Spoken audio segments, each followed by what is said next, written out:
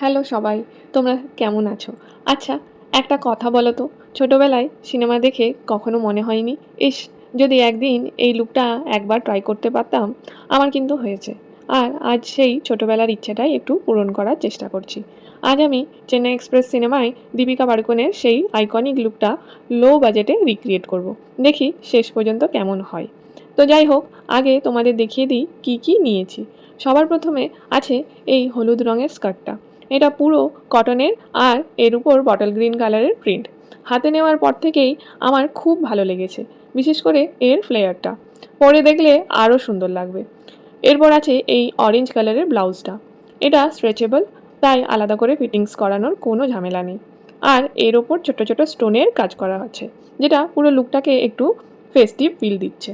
তারপর নিয়েছি এই বটল গ্রিন কালারের দুপাট্টাটা। বর্ডারে গোল্ডেনের কাজ করা আছে, তাই ব্লাউজ আর স্কার্টের সঙ্গে খুব সুন্দর কন্ট্রাস্ট তৈরি করছে। আর ব্লাউজের সঙ্গে ম্যাচিং করে নিয়েছি এই অরেঞ্জ কালারের ব্যাঙ্গেল সেটটা। কিন্তু আজকের সবচেয়ে মজার জিনিসটা এখনও দেখাইনি। দেখো, এটা হচ্ছে আগেকার দিনের ফলস হেয়ার।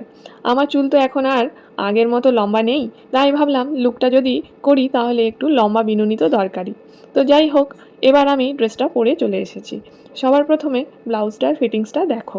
সত্যি বলতে কি, কেউ বলবেই না এটা একটা রেডিমেড ব্লাউজ। এত সুন্দরভাবে ফিট হয়েছে। আর এবার স্কার্টটা দেখো। আমার মনে হয় আজকের সব জিনিসের মধ্যে এই স্কার্টটাই সবচেয়ে বেস্ট। এত সুন্দর কটনের ফ্যাব্রিক, এত লম্বা আর এত ফ্লেয়ার। আর একটা কথা বলি, এই পুরো লুকের জন্য যা নিয়েছি সব কিছুই আমি মিশো থেকে নিয়েছি। তোমরা তো জানোই, মিশোতে খুব কম বাজেটের মধ্যেও অনেক ভালো ভালো আউটফিট পাওয়া যায়।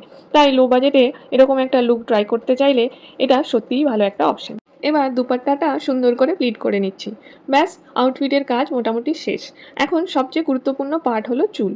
মেকআপটা আমি আগে থেকেই করে রেখেছি, এবার শুধু চুলটা সেট করতে হবে। জানি না ঠিকঠাক করতে পারবো কি না, তবুও চেষ্টা করছি। সামনে ছোট্ট করে একটা পাফ করেছি, আর পেছনের সব চুলের সঙ্গে এই ফলস হেয়ারটা লাগিয়ে একটা সিম্পল লম্বা বিনুনি করে নেব। এই যে ধীরে ধীরে লুকটা তৈরি হচ্ছে, আমার নিজেরই মনে হচ্ছে আরে একটু একটু করে তো ভাইবটা আসছে। এবার এই কালো রাবার ব্যান্ড দিয়ে বিনুনিটা বেঁধে নিলাম। তারপর পরে নিচ্ছি অরেঞ্জ চুড়িগুলো, এর সঙ্গে ছোট্ট গোল্ডেন ঝুমকাটা। আর যেহেতু আমি সেই লুকটা থেকে ইন্সপায়ার হয়েছি, তাই আইলাইনারটাও সেইভাবেই দেওয়ার চেষ্টা করেছি। পারফেক্ট হয়নি, কিন্তু নিজের মতো করে একটা ছোট্ট চেষ্টা করেছি। সবশেষে একটা মেরুন রঙের ছোট্ট বিন্দি। আর ব্যাস, আমি পুরো রেডি। এবার তোমরাই বলো পুরো আউটফিটটা কেমন লাগছে। লো বাজেটে যতটা সম্ভব চেষ্টা করেছি সেই চেন্নাই এক্সপ্রেস ভাইবটা নিয়ে আসা।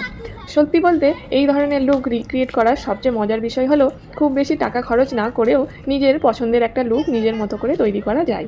যদি ভিডিওটা তোমাদের ভালো লেগে থাকে তাহলে অবশ্যই একটা লাইক করে দিও, আর কমেন্টে জানিও এরপর কোন সিনেমার বা কোন অভিনেত্রীর লুক আমি রিক্রিয়েট করলে তোমরা দেখতে চাও। আর যারা এখনও মাটির দিল্লিপি ব্লগসে নতুন, তারা অবশ্যই চ্যানেলটাকে সাবস্ক্রাইব করে পাশে থেকো। তাহলে আমি যখনই নতুন ভিডিও নিয়ে আসবো তোমরা সবার আগে দেখতে পাবে। আজ তাহলে এই পর্যন্তই। সবাই খুব ভালো থেকো, নিজের আর নিজের পরিবারের খেয়াল রেখো। আবার খুব তাড়াতাড়ি নতুন একটা ভিডিও নিয়ে দেখা হবে। বাই, ভালো থেকো।